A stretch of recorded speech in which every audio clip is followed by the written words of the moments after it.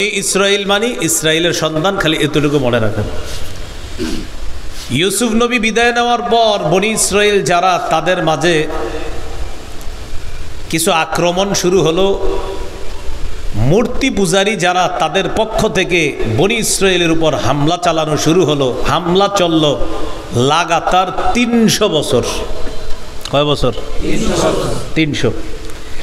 এই 300 বছর তারা হামলার শিকার হয়ে এক পর্যায়ে তাদের মাঝে লুটতরাজ, ডাকাতি, হিংসা, বিদ্বেষ, অহংকার, এই স্বভাবগুলা বনি ইসরাইলের মাঝেও চলে আসে।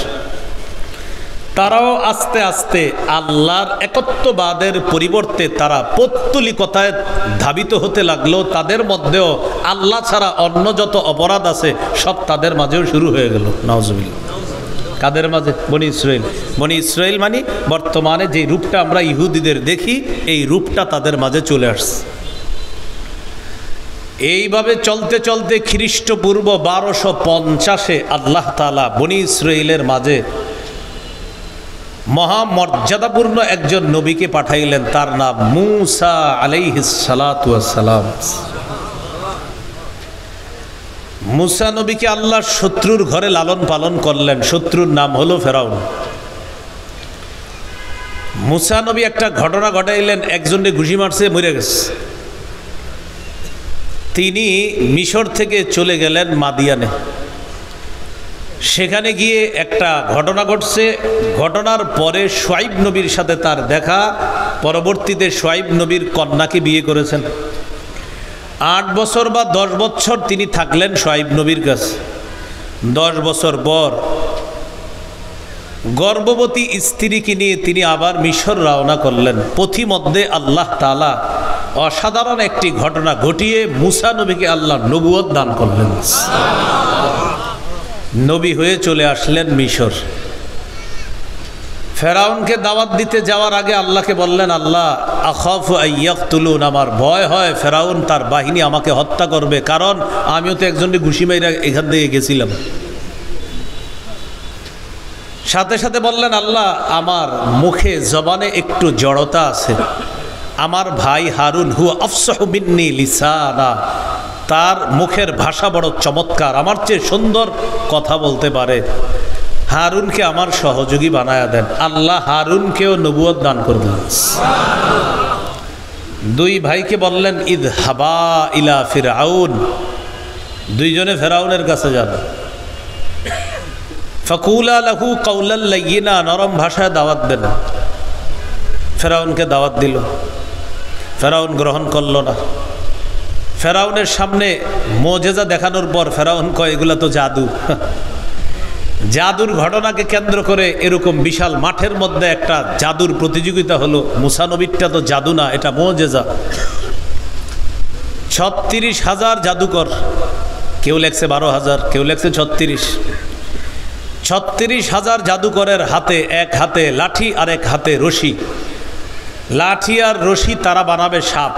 36 দুগুণে হয় 72,000। এই 72,000 সাপ মাঠের মধ্যে দৌড়াদৌড়ি করতেছে।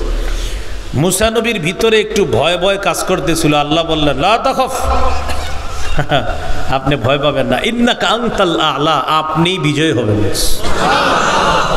আলকিফ আলকি মা ফি ইয়াদিক, আপনার হাতে যেটা আছে না ছাড়েন, আপনি আপনার লাঠিটা আপনি ছাড়েন। তালকাফ মা সনাউ, ছাড়ার সাথে সাথে দেখেন বিশাল বড় এক সাপ মূসা নবীর ওই লাঠি হয়ে হা কইরা আছে। আসো সবাই আসো, যেগুলা মাঠে দৌড়াইতেছো আসো। সব আইসা ঢুকছে।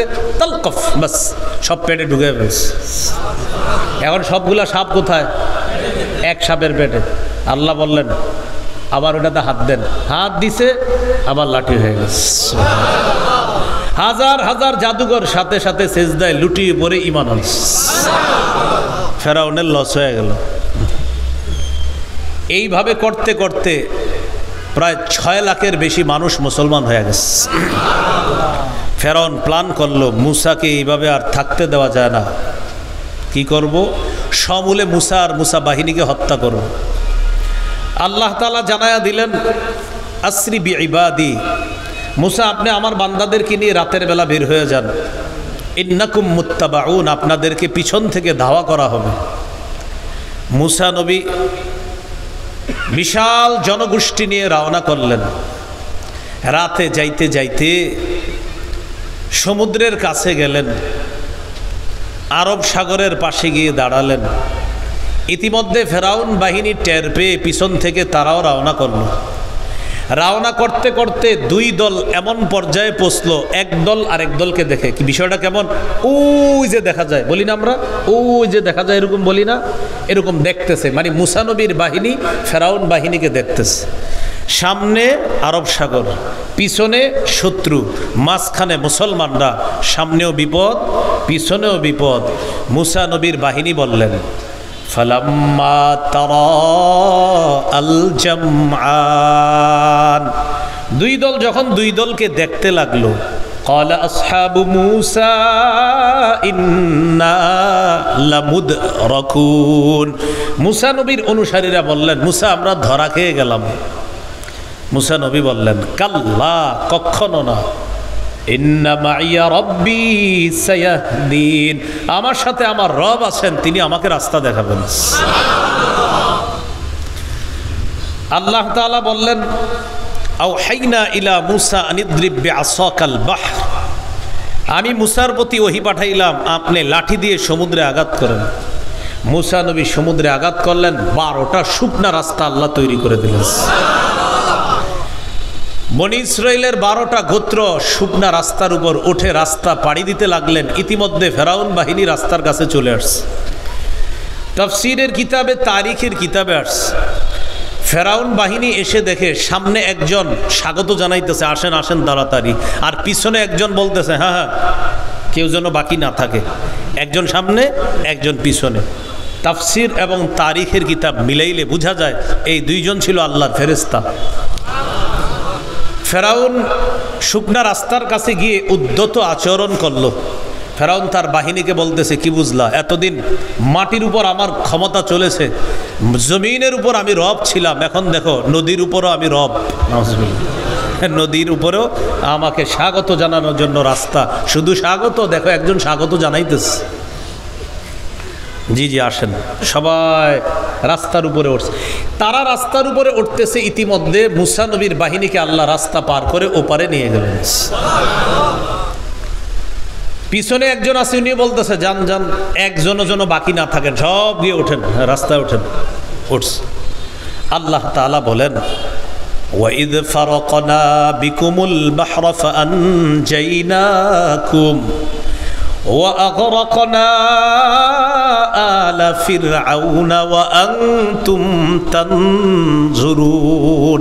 এক পারা 7 নম্বর পৃষ্ঠা শুরুতে আছে।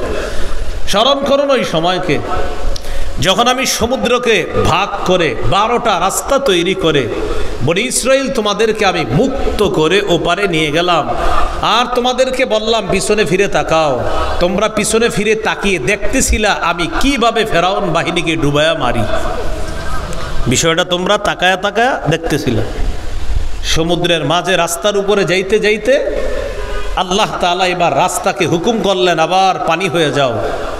রাস্তা পানি হয়ে গেল, ফেরাউন বাহিনী ডুবে মারা গেল। মিশর থেকে মুসা নবী আর তার বাহিনী তথা বনি ইসরাইল চলে গেল ওপারে। ওই পারে যাওয়ার পর যে এলাকায় উঠল, এলাকাটার নাম সিনাই উপত্যকা। বলেন কি নাম? সিনাই। ওয়াত্তিনি ওয়াজ্জাইতুন ওয়া তুরি সিনিনা, এই সিনিন সিনাই, সুবহানাল্লাহ। এই সিনাই সেখানে গেলেন। সেখানে যাওয়ার পর মুসা আলাইহিস সালাতু ওয়াস সালাম বনি ইসরাইলকে বললেন, এই শোনো, একটা কাজ করি, চলো। কি কাজ? আমাদের কাছ থেকে বাইতুল মুকাদ্দাস বেশি দূরে না, একদম কাছেই বাইতুল মুকাদ্দাস।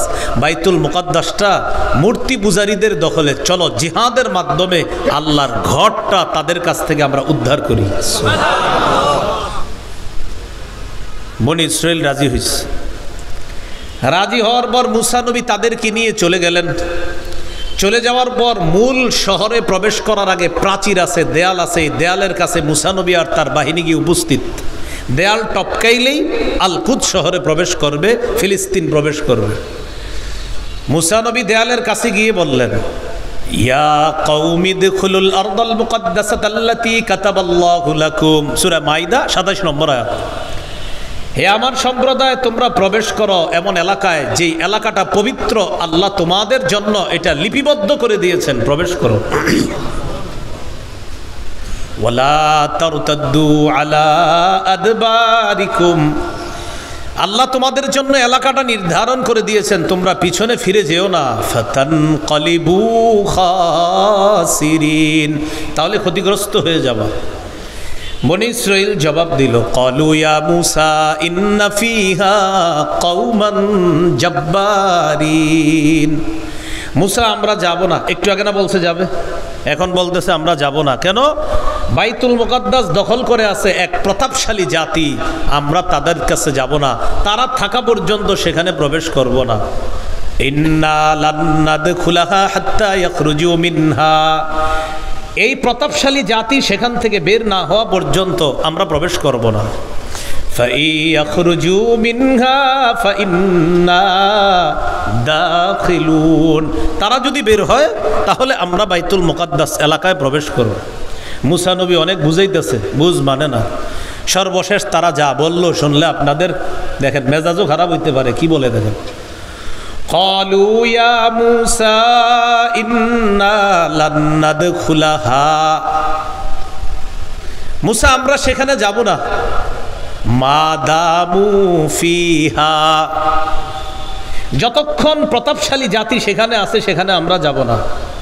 ফাযহাব আনতা ওয়া রাব্বুকা, মূসা তোমার যদি এতই মন চায় তুমি আর তোমার রব যাও। ফাকাতিলা, তোমরা দুইজনে লড়াই করো। ইন্না হুনা কাঈদুন, আমরা এখানে বসে আছি, তুমি আর তোমার রব গিয়ে লড়াই করে তাদেরকে হারিয়ে দেওয়ার পর আমাদেরকে বলবা, তারপর আমরা যাব। এটা কারা জবাব দিল? বনী ইসরাইল। প্রিয় ভাইয়েরা, আপনারা কি আমার কথা বুঝতেছেন সবাই?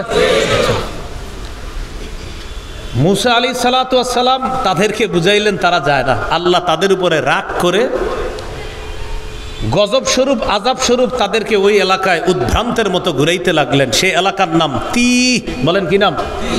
তয় দীর্ঘিকার হ, তিহ, তয় দীর্ঘিকার হ, কি নাম? তিহ। এই তিহ নামক এলাকায় তাদেরকে ঘুরাইতে লাগলেন। এরা ঘুরতে ঘুরতে বাইরে যাইতে চায়, গিয়ে দেখে আবার ওখানে আছে।